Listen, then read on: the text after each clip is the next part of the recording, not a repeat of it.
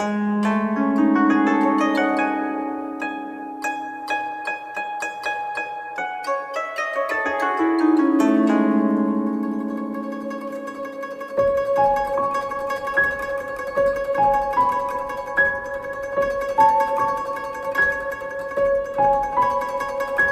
ഇവിടെ 4 വിധത്തിലുള്ള വ്യാഹൃതികളെ പറഞ്ഞു. ഓരോന്നിലും 4 എണ്ണം വീതമുണ്ട്. അങ്ങനെ 16 വ്യാഹൃതികളുണ്ട്. അതിനെക്കുറിച്ചാണ് ഇനി മുന്നോട്ട് പറയുന്നത്. താവാ ഏതാശ്ചതസ്രശ്ചതുർധാ ചതസ്രശ്ചതസ്രോ വ്യാഹൃതയഃ തായോ വേദ സ വേദ ബ്രഹ്മ സർവൈസ്മൈ ദേവാ ബലിമാ വഹന്തി. ഇങ്ങനെ 4 വിധത്തിലുള്ള വ്യാഹൃതികൾ, ഓരോന്നിലും 4 എണ്ണം, അങ്ങനെ 16 വ്യാഹൃതികളെക്കുറിച്ച് പറഞ്ഞു. ആരാണോ ഈ വ്യാഹൃതികളെക്കുറിച്ച് അറിയുന്നത്, വ്യാഹൃതികളെ മനസ്സിലാക്കുന്നത്, അവൻ ബ്രഹ്മത്തെ അറിയുന്നു. ബ്രഹ്മത്തെ അറിഞ്ഞാൽ എന്താ ഗുണം? ബ്രഹ്മവിദ് ബ്രഹ്മൈവ ഭവതി എന്നാണ്. ബ്രഹ്മത്തെ അറിഞ്ഞവൻ ബ്രഹ്മമായി മാറുന്നു. ബ്രഹ്മം തന്നെയാണ്, ബ്രഹ്മത്തിൽ നിഷ്ഠ നേടുന്നു. അങ്ങനെയാകുമ്പോൾ എന്തുണ്ടാവും? ഇവർ പറയുന്നു, ബാക്കിയുള്ള ദേവന്മാരെല്ലാം ആ ദേവന്, ഈ അറിഞ്ഞ ആൾക്ക്, ഇല്ലെങ്കിൽ ഈ അറിവ് നേടിയ ആൾക്ക് ബലിയുമായി എത്തുന്നു എന്ന് പറഞ്ഞാൽ ഉപഹാരങ്ങളുമായിട്ടെത്തുന്നു, അതിനെ സന്തോഷിപ്പിച്ച് നിർത്തുന്നു എന്ന് പറഞ്ഞു.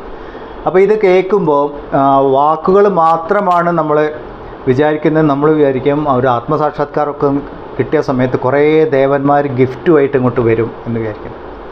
അപ്പോൾ ഇതിൻ്റെ ശരിക്കുള്ള അർത്ഥം എന്താണ് എന്ന് മനസ്സിലാക്കണം. ദേവൻ എന്ന വാക്കിൻ്റെ അർത്ഥം പ്രകാശിപ്പിക്കുന്നത് എന്നാണ്. പ്രകാശിപ്പിക്കുക എന്ന് പറഞ്ഞാൽ അനുഭവിപ്പിക്കുന്നത്. എന്താണ് നമുക്ക് അനുഭവങ്ങൾ തരുന്നത്? ഇന്ദ്രിയങ്ങളാണ് അനുഭവങ്ങൾ തരുന്നത്. ഇന്ദ്രിയങ്ങളിൽ ഇന്ദ്രിയ ശക്തി ഇല്ലെങ്കിൽ അനുഭവം ഉണ്ടാവില്ല. ഇപ്പോൾ നേത്രം എന്ന ഇന്ദ്രിയത്തിന്, ഈ കണ്ണ് എന്ന അവയവത്തിന്, അതിനകത്ത് ഇന്ദ്രിയമുണ്ട്, നേത്രേന്ദ്രിയം. ഇത് അവയവമാണ് കണ്ണ്, നേത്രേന്ദ്രിയം. ആ ഇന്ദ്രിയം പ്രവർത്തിക്കണമെങ്കിൽ ഇന്ദ്രിയ ശക്തി വേണം. ഇല്ലെങ്കിൽ കണ്ണുണ്ടെങ്കിലും കാണാൻ പറ്റില്ല, അന്ധനാവും. അപ്പം കണ്ണിൻ്റെ ദേവതയായിട്ട് നമ്മൾ ആ ഇന്ദ്രിയ ശക്തിയാണ് പറയാം. അങ്ങനെ ഓരോ ഇന്ദ്രിയത്തിനും ഓരോ ദേവതാ ശക്തിയുണ്ട് എന്ന് പറഞ്ഞാൽ ആ ഇന്ദ്രിയങ്ങളെ പ്രവർത്തിപ്പിക്കുന്ന ശക്തിയുണ്ട്. നമ്മൾ ഈ ലോകത്ത് വ്യവഹരിക്കുമ്പോൾ എല്ലാ അനുഭവങ്ങളും വരുന്നത് ഇന്ദ്രിയങ്ങളിലൂടെയാണ്. അതുകൊണ്ട് ദേവന്മാർ ഉപഹാരം കൊണ്ടുവരുന്നു എന്ന് പറയുമ്പോൾ എല്ലാ അനുഭവങ്ങളും സന്തോഷകരമായിട്ട് മാറുന്നു. എങ്ങനെയാണെങ്കിൽ വ്യാഹൃതികളിലൂടെ ഉപാസന ചെയ്ത് ബ്രഹ്മസാക്ഷാത്കാരം നേടുമ്പോൾ, ബ്രഹ്മത്തെ അറിയുമ്പോൾ സകല അനുഭവങ്ങളും ആനന്ദകരമായിട്ട് മാറുന്നു.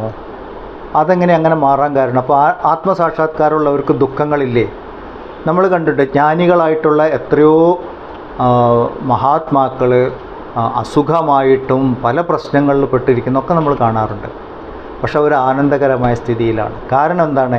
അനുഭവം വേറെ, അനുഭവങ്ങളെ കാണുന്ന സാക്ഷിയായിരിക്കുന്ന ഞാൻ വേറെ എന്ന ബോധത്തിലിരിക്കുന്നവരാണ് അവർ. ദേഹത്തിൻ്റെയും മനസ്സിൻ്റെയും ബുദ്ധിയുടെയും തലത്തിൽ നിന്ന് ഉയർന്ന് ആത്മബോധത്തിലേക്ക് എത്തുന്നു. അപ്പോൾ അവർക്കൊരു കാര്യം മനസ്സിലാവും, ഈ ജീവിതാനുഭവങ്ങളെല്ലാം മനസ്സും ഇന്ദ്രിയങ്ങളും വിഷയങ്ങളും ചേർന്നിട്ടുള്ളത് മാത്രമാണ്. ആത്മപ്രകാശത്തിൽ മാത്രമേ അനുഭവങ്ങൾ ഉണ്ടാകുന്നുള്ളൂ. ഞാൻ ആത്മാവായത് കാരണം എൻ്റെ പ്രകാശത്തിൽ ആണ് ഈ അനുഭവങ്ങൾ മുഴുവൻ ഉണ്ടാകുന്നത്. ഞാൻ വേറെയാണ്, അനുഭവം വേറെയാണ്. അങ്ങനെയുള്ളവർക്ക്, സാക്ഷിഭാവത്തിലിരിക്കുന്നവർക്ക് എല്ലാ അനുഭവവും ആനന്ദകരമാണ്. കാരണം അതുമായിട്ട് താതാത്മ്യമില്ല. നമ്മൾക്ക് സുഖദുഃഖങ്ങൾ വരാൻ എന്താണ് കാരണം? ഓരോ അനുഭവത്തിനോടും ചേർന്ന് നിൽക്കുന്നു, ഐഡൻറ്റിഫൈ ചെയ്യാമെന്നാണ് പറയും, നമ്മൾ താതാത്മ്യം ഉണ്ടാവുന്നു. അപ്പോൾ സുഖകരം എന്ന് നമ്മൾ വിചാരിക്കുന്ന ഒരു അനുഭവത്തിനോട് നമ്മൾ ചേർന്ന് നിൽക്കുമ്പോൾ എനിക്ക് സുഖമാണ്, ഞാൻ സുഖിയായിരിക്കുന്നു എന്ന് വിചാരിക്കും. അതുപോലെ ദുഃഖകരമെന്ന് നമ്മൾ വിചാരിക്കുന്ന ഒരു അനുഭവത്തിനോട് ചേർന്നിരിക്കുന്ന സമയത്ത് ഞാൻ ദുഃഖിക്കുന്നു, ഞാൻ ദുഃഖിയാണ് എന്ന് നമ്മൾ വിചാരിക്കുന്നു. പക്ഷേ മനസ്സിൻ്റെയും ബുദ്ധിയുടെയും തലത്തിൽ ഇത് സംഭവിക്കുന്നത്. മനസ്സ് ദുഃഖിക്കുന്നത്, ഞാൻ ദുഃഖിക്കുന്നുവെന്ന് ഞാൻ അറിയുന്നത്, ഞാൻ കണ്ടുകൊണ്ടിരിക്കണം. ഇല്ലെങ്കിൽ ഞാനിത് അറിയില്ല. എല്ലാ അനുഭവത്തിനും ഞാൻ സാക്ഷിയായിരിക്കുന്നു. അപ്പം മനസ്സ് ദുഃഖിക്കുമ്പോൾ ഞാൻ ദുഃഖിക്കുന്നു എന്നൊരനുഭവമുണ്ട്. ഞാൻ ദുഃഖിക്കുന്നു എന്ന് ഞാൻ അറിയുന്ന ഞാൻ വേറെയാണ്. ഇത് നമ്മൾ മനസ്സിലാക്കാനുണ്ട് എപ്പോഴും. ഞാൻ ദുഃഖിക്കുന്നു എന്ന് പറയുന്ന പോലെ ഞാൻ സുഖമായിരിക്കുന്നു സന്തോഷിക്കുന്നു എന്ന് ഞാൻ അറിയുന്നു. രണ്ട് വിധത്തിലാണ് അറിയുന്ന ഞാൻ എപ്പോഴും. എന്നിൽ നിന്ന് അന്യമായതിനെ എനിക്ക് അറിയാൻ സാധിക്കുള്ളൂ. നമ്മളുടെയൊക്കെ അനുഭവം അതാണ്, അന്യമായതിനെ അറിയാൻ പറ്റും. അപ്പം സുഖം ദുഃഖം എന്നുള്ള അനുഭവം അന്യമാണ്, ഞാൻ സാക്ഷിയാണ്. ഈ തലത്തിലിരിക്കുന്നവരാണ് ആത്മജ്ഞാനികൾ, ബ്രഹ്മജ്ഞാനികൾ. അപ്പോൾ ഈ ആയിരിക്കുന്നവർക്ക് ദേവന്മാർ ഉപഹാരങ്ങളെ കൊണ്ടുവരുന്നു എന്ന് പറയുമ്പം അവരുടെ ജീവിതാനുഭവങ്ങളെല്ലാം സാക്ഷിഭാവത്തിൽ കാണാനും അവർക്ക് സാധിക്കുന്നുണ്ട്. അതുകൊണ്ട് ജീവിതത്തിൽ സുഖവും ദുഃഖവുമില്ലാതെ സകല ദ്വന്ദ്വാനുഭവങ്ങളെ, ദ്വന്ദ്വാനുഭവം എന്ന് പറഞ്ഞാൽ രണ്ട് തലത്തിലേക്കുള്ള അനുഭവം, സുഖം ദുഃഖം, ലാഭം നഷ്ടം, ഉഷ്ണം ശീതം, ഇങ്ങനെ ഓരോ തലത്തിലുള്ള അനുഭവങ്ങളെയും വ്യത്യസ്തമായിട്ട് തന്നിൽ നിന്ന് അന്യമായി കണ്ടുകൊണ്ട് അവർക്ക് ഞാൻ അനുഭവമല്ല, അനുഭവങ്ങളെ പ്രകാശിപ്പിക്കുന്ന ചൈതന്യമാണ് എന്നറിഞ്ഞ് ആനന്ദകരമായിട്ടിരിക്കുന്നു. അതാണ് ദേവന്മാർ ഉപഹാരവുമായിട്ട് വരുന്നു എന്ന് ഈ മന്ത്രത്തിൽ അനുവാദത്തിൽ പറഞ്ഞതിൽ നിന്ന് നമുക്ക് മനസ്സിലാക്കാൻ സാധിക്കുന്നത്.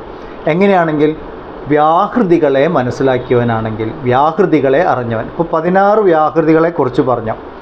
അപ്പോൾ ആദ്യത്തേൽ സൂര്യനെക്കുറിച്ചും ചന്ദ്രനെക്കുറിച്ചും പിന്നെ വേദങ്ങൾ ഓങ്കാരത്തെക്കുറിച്ചും അന്നത്തെക്കുറിച്ചും അറിയുമ്പോൾ അത് ബ്രഹ്മത്തെക്കുറിച്ച് അറിയില്ല. മറ്റുള്ളതെല്ലാം മറ്റ് ഓരോന്നിലുള്ള മൂന്ന് വ്യാഹൃതികൾ ഓരോന്നും സഗുണ ബ്രഹ്മമാണ്. നമുക്ക് ഇന്ദ്രിയങ്ങളെ കൊണ്ട് അറിയാൻ സാധിക്കുന്നതാണ്, ഇല്ലെങ്കിൽ മനസ്സുകൊണ്ട് അറിയാൻ സാധിക്കുന്നതാണ്.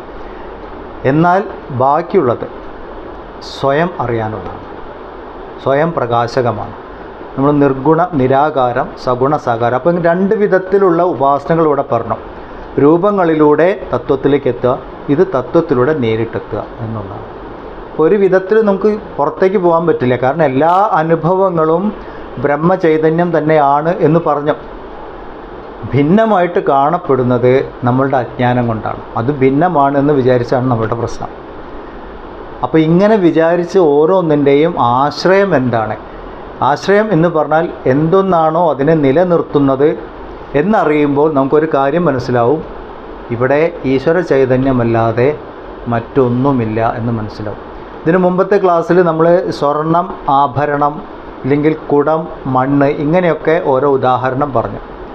അപ്പോൾ നമ്മുടെ ജീവിതത്തിൽ ഓരോന്നിനെ എടുത്തു നോക്കുമ്പോഴും അതിൻ്റെ ഏറ്റവും ഉള്ളിൽ സാരാംശമായിട്ടിരിക്കുന്ന അല്ലെങ്കിൽ ആശ്രയമായിട്ടിരിക്കുന്നത് എന്താണ് എന്ന് അന്വേഷിച്ചു കഴിഞ്ഞാൽ അതെല്ലാം എത്തിച്ചേരുന്നത് ബ്രഹ്മം, പരമാത്മ ചൈതന്യം എന്ന സത്യത്തിലേക്കായിരിക്കും.